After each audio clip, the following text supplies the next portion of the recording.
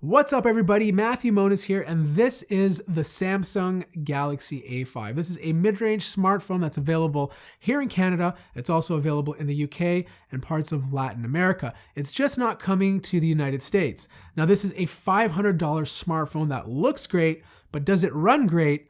Let's find out.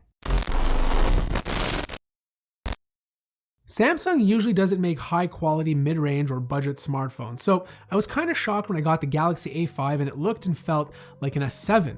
Just like it, there's a glass back that attracts fingerprints easily, a metal body giving the phone some heft to it. There's a physical button on the front with a fingerprint scanner, and on the bottom you have the headphone jack with a USB Type-C port. But what's really neat is that Samsung decided to add Ip68 Protection. So you can submerge it into 1.5 meters of water for 30 minutes and your phone should leave unscathed. This is rare since water and dust protection is usually left for higher end devices. Now one interesting change is the placement of the speaker. Usually with one speaker it's kept on the bottom of the phone, but on the A5 it's placed above the power button on the right side. The placement is much better than a bottom firing speaker since your hands don't cover it in landscape mode. But if you like to palm the speaker to redirect the sound toward you, it's a bit more awkward doing it from the top. With that being said, sound quality is good for a mono speaker and loud enough for playing music and watching movies. Surprisingly, screen size was kept to 5.2 inches. I'm fine with that. It feels nice and comfortable in one hand. The display isn't QHD, but only 1080p, and to be honest, at this size, it makes no difference. It's Super AMOLED, but you can tell it's not the same panel as the one used with the Galaxy S7. Now, to put this into perspective, it's a better display than the one on the OnePlus 3, but it's not as good as its more expensive brother. Colors are a tad cold. My suggestion is to go into the display settings, leave it on adaptive display, but turn the blues down a notch to warm things up. Also, the always-on display that's present on the Galaxy S7 has made its way onto the A5 too, so you can always see the time and some of your notifications. Now, when I first got the phone, I was a bit disappointed that Samsung decided to go with Android Marshmallow instead of Android 7.0, but it's not too bad. Samsung has always had multi-window on their devices, and there's also a blue light filter, which are features common to Nougat. But I think at this point, going with the latest version of Android would have made a lot more sense. TouchWiz is nice and clean. It's gotten all the features that was previously on the Galaxy Note 7, but it's still not perfect, and I would have loved to see a bit more stock Android shining through. Performance was good, but not great. It was smooth with no lag, but it wasn't as snappy as the OnePlus 3 or even the Moto Z Play. It's using Samsung's newer Exynos 7880 chipset paired with 3GB of RAM, so pretty equivalent to Qualcomm's Snapdragon 652.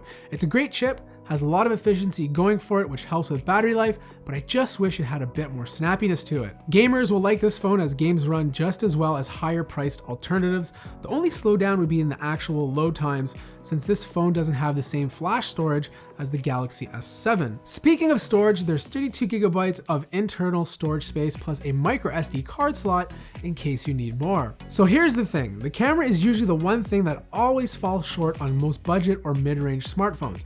The Galaxy A5 is no exception, but it fares better than most other phones at this price point. The 16 megapixel shooter on the back with its f1.9 aperture does a great job taking photos under good lighting. But when you throw poor lighting into the mix and a lack of optical image stabilization, you get some pretty noisy photos.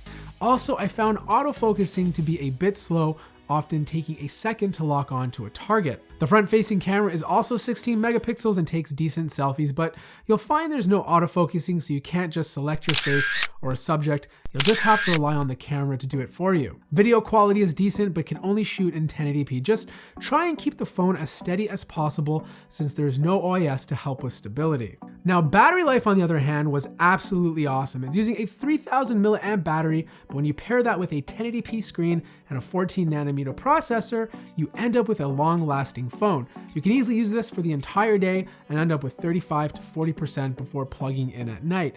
Now, to give you guys some context, it will give you a day to a day and a half of use. It's better than the one that's in the OnePlus 3T, but falls short compared to the 2-day battery life on the Moto Z Play. The good news is there's fast charging in case you need to top up quickly, but there's no wireless charging included. Alright, so here's my closing thoughts. The Galaxy A5 looks like a flagship device but performs like a mid-range smartphone. It has a beautiful high-end design, a good display, decent sound, and exceptional battery life. Now the camera is decent but lacks OIS and the software is one version behind. The only real complaint I have is the performance. It's good, but I just feel it could be a bit snappier if they used a different mid-range processor. The Galaxy A5 is not coming to the United States, but it will be available in the UK and in Canada for around $500 Canadian. So here's the thing, if you're on an upgrade cycle and this fits your budget, it's a good phone. But if not, you can probably score a 2016 flagship phone with better performance for the same money. So that wraps up my review of the Galaxy A5. I hope you guys enjoyed it. If you did, feel free to hit that like button. If you're new to the channel, subscribe. And as always, I will see you in the next video.